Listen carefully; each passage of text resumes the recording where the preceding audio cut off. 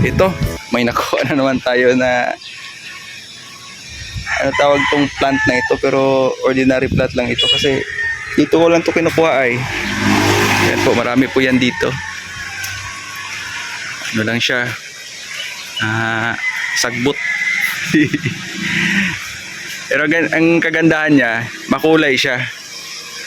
No need na magbili dito ng mga ganitong plant kasi nandyan lang sa mga tabi-tabi. At dadalhin natin ulit sa lote para itanim. Ano kayang tawag itong Dracena ba yata? Dracena. Ganon yata ito na mga plant.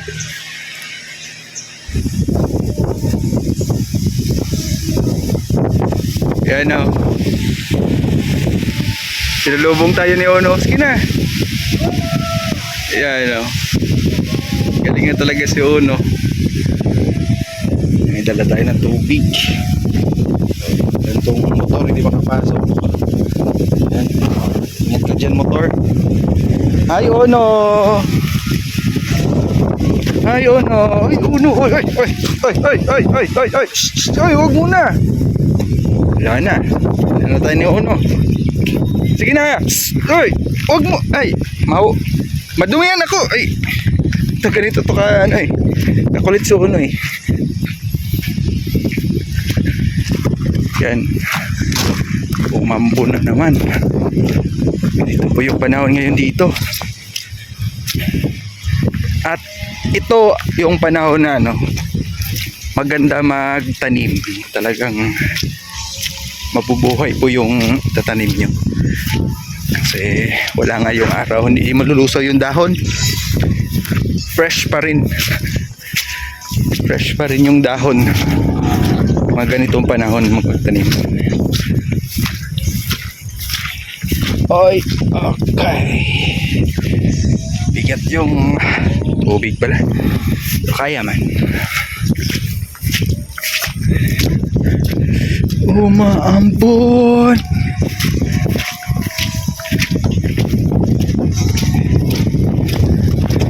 Marami guys, no? Straight na 3 days. Yung ganitong panahon. Hindi tayo makapag-tambak sa kwarto. Kasi nga yung panahon ay masungit. At dahil masungit yung panahon, ay magiging plantito muna ako ngayon. Ito yung time na magplantito na kasi maulan.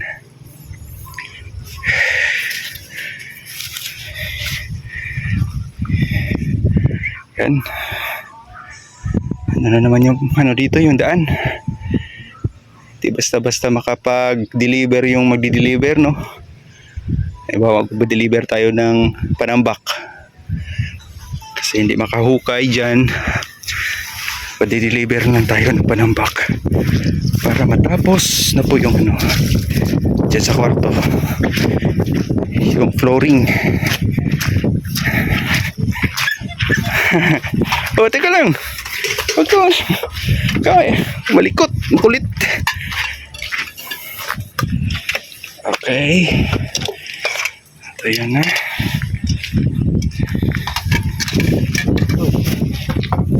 Ano, huwag makulit. Ayan. Rico. Tatlo. Ayan, may dala akong ano. Tatlo din. Shhh! Uy, ano? Huwag ka muna makulit. Kala niya siguro hindi tayo babalik. Na-miss niya tayo, no? Masaya lang siya kasi. Nakita niya tayo. Kami din, no? Masaya din kami at magaling ka na. May magsundo sa amin. May magsalubong. May iwan na siya. Ano? Ito yung yung... Oh! Ito yung naputol na... dun? Yung gumagapang. Ito yung... Ito, itong stick na. Yan. Okay guys. Yan, natumba na naman yung tanim natin. Kasi maulan, no? At nabasbasa na naman, no? Ng ulan. Yung structural house. Yan, no? Mas magiging matibay daw yan. Palaging nababasa yung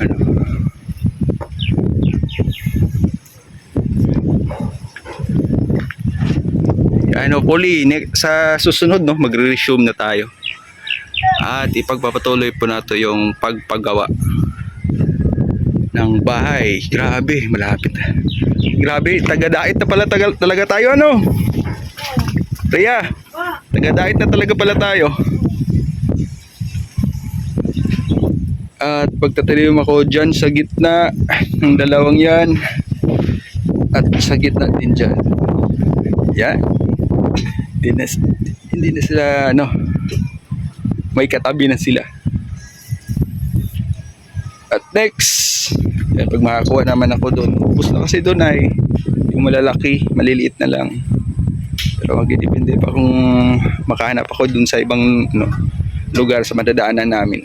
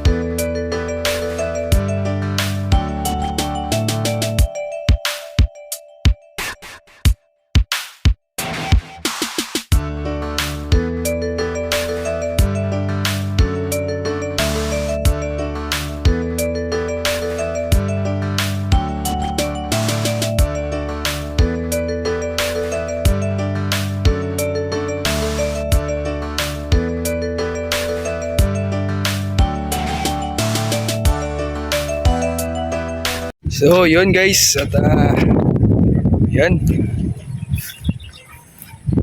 Natanim na po natin. Paunti-unti po natin na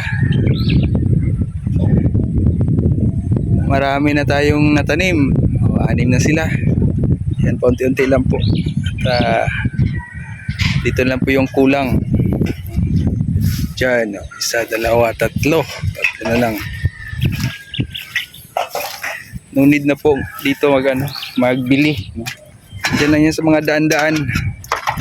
Kasi nga ordinary plant lang sila. Well, marami din mga dito. Mga gardener, no? Meron ding mga shop sa mga gardener. Yan, sa susunod ay bibisita tayo dun sa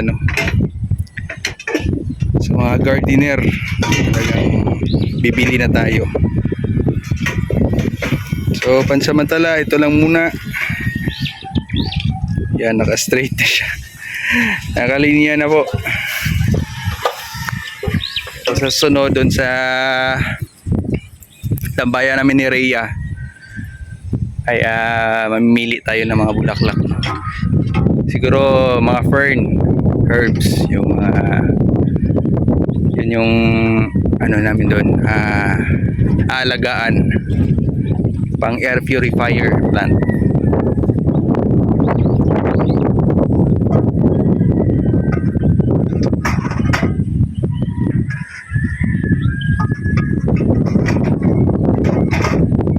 So ayan yung una nating tinanim, yan, fresh pa rin yung dahon niya kasi nga 3 days na umuulan.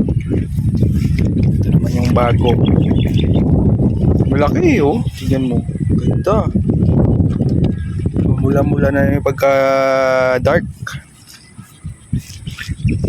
At ito yung yung kasabay nung una. Ito yung mga una na tinanim natin. Ayan, fresh pa rin yung dahon. Ito yung bago.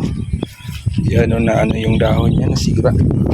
Mas maganda pag hindi nasira yung dahon, kagaya nito. Di ba?